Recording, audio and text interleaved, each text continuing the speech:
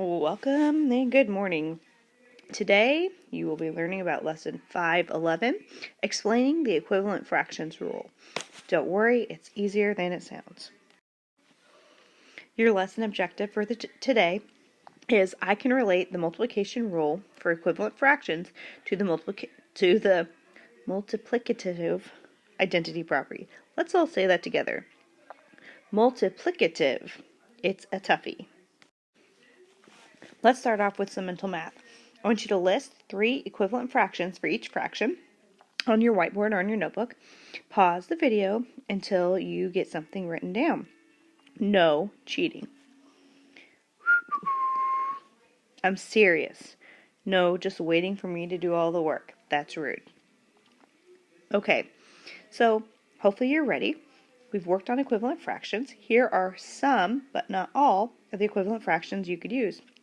How about for 1/4 you could have 2/8, 4/16. You can have 8/32. You get where this is going. For 2/3, you can have 4/6. You can have 8/12. You can have 6/9. And for 3/7, you could have 6/14. You can have 9/21. You can have 12/28.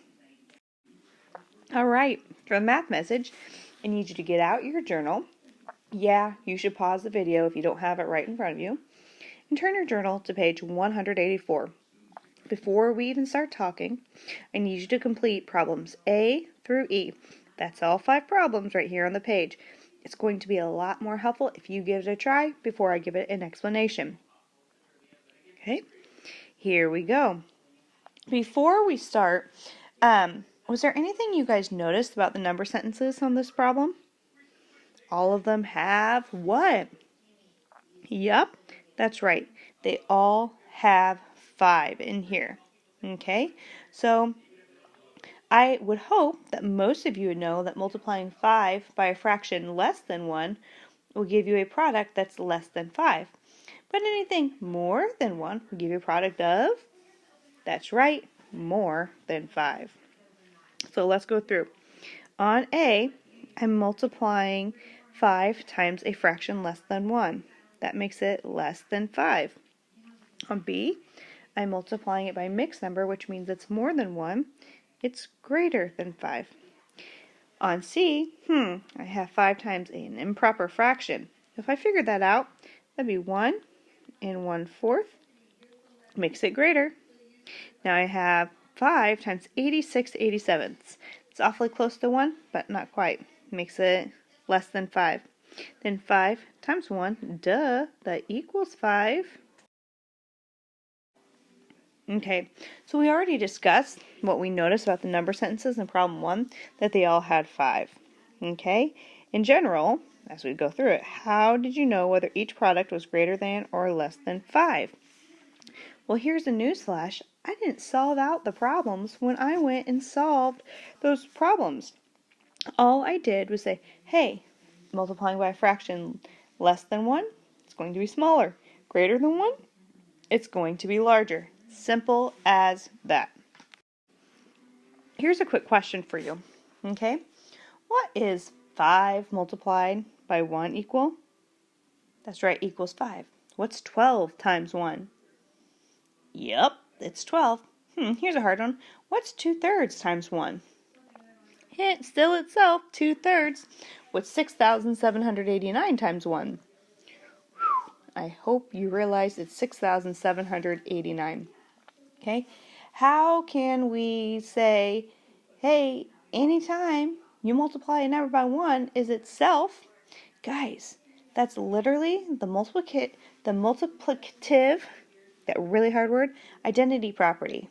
Okay? Anything times 1 is itself. Shocker! Alright, let's get a little deeper with this. Let's talk about exploring. That means we're going to try some things out that might feel uncomfortable, but that's okay because we're just going to try them out, see what our brain thinks about them. That's what exploring is all about. We're going to explore multiplication with fractions equal to 1. Okay? So, what fractions could go into this name collection box? And so what fractions are equal to 1? And this fancy little tool over here is a name collection box. It's really just a chart with, hey, 1 and numbers equal to 1 in there. Okay? What are some fractions that are equal to 1? Oh, did I hear you say 2 halves? You're correct. Did I hear somebody else say 3/3? Also correct. Somebody else said 4/4. Yep. 5/5. Absolutely. 6/6. You right on, dude.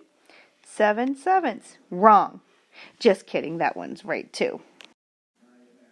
Hopefully you guys realized all of that, and I feel like most of you already knew this, okay? But anytime the numerator is equal to the denominator, that fraction equals 1. When the numerator and denominator are the same, that fraction equals 1. So we said that 2/3 times 1 equals 2/3, okay? Because of the multiplicative identity property. Hard to say, easy concept, okay? Because of that, we know that 2/3 times 1 still equals 2/3. Okay, what happens when we multiply regular old fractions by other fractions that are equal to 1? Let's take our 2/3 and multiply it by one of our other fractions from the name table. I'm just going to pick 3/3. Okay, let's multiply it across. It's going to give us 6/9. Okay, now is that equivalent? I'll wait while you think about it. Okay, I can only wait so long. Yes, that looks like it. Okay, let's try one more just to check it out. Okay, let's try 3/4 times, let's do 5/5. It's going to give us 15/20. Okay, and we have a way to see if that's right. Some of you guys may be like, oh, it looks right, but I'm not sure. Let's figure out how to make it sure. Let's use these boxes to see if our answers are correct. If you recall, we started off with 2/3, and I gave you a problem, and we said the answer that was 8/12. According to the multiplicative identity rule, 2/3 should be the same amount as 8/12, but it looks so different. So I'm going to divide this up. Okay, 2/3, and you divide my rectangle into thirds. I have 1, 2, 3 pieces, and shade in 2 of them. Okay, for 8/12, I need to divide this into 12 pieces. Watch this incredible cool stuff go on. Start off here, divide it into fourths. Then I'm going to divide each of my fourths into thirds. They're not perfect, but it'll do. Then I'm going to start on the left again and shade in 8.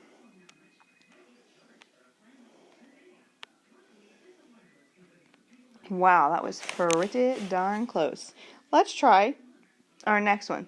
3/4 and 50. Well, what do we say? 15/20. So that's exactly what we said. Let's split this up into 3/4. Same thing here, 15/20. I'm just do fifths across. It's okay if it's not perfect. 3/4, 1, 2, 3, 4, 15/20. All the way across. Okay, about the same amount, up 3/4. What am I doing? Over here, should just be 3/4. Sorry, that was confusing. 3/4 versus 15/20 looks the same. Because it is the same. They're equivalent fractions. They're equal. Okay. Let's get back to the rules. Okay?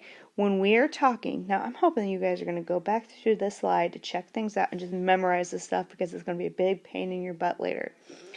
The rules. The multiplicative identity property, it tells us that the product of any number and 1 is that number. When a number is multiplied by a fraction equivalent to 1, the product is equivalent to the number. Guys, if you multiply something by a fraction that's equal to 1, your answer is going to be equivalent to that number. Then we have to make sure we're multiplying by a fraction equivalent to 1, and it's the same thing as multiplying by 1. If the fraction means 1 whole, like 8 slices of a pizza that had 8 slices in it, that's one whole pizza, okay? Know that the fraction equivalent of 1 is the same as multiplying by the regular number 1. Now, if you look over here at the multiplication rule for equivalent fractions, one rule. Finding an equivalent fraction by multiplying the numerator and denominator by the same number. Okay, we're going to use a fraction equal to 1, like 2 halves, 3 thirds, 4 fourths, etc., to multiply this against it. Okay, we're almost done, I swear. Here's a really important question that you need to be able to explain the answer to, like with words explain.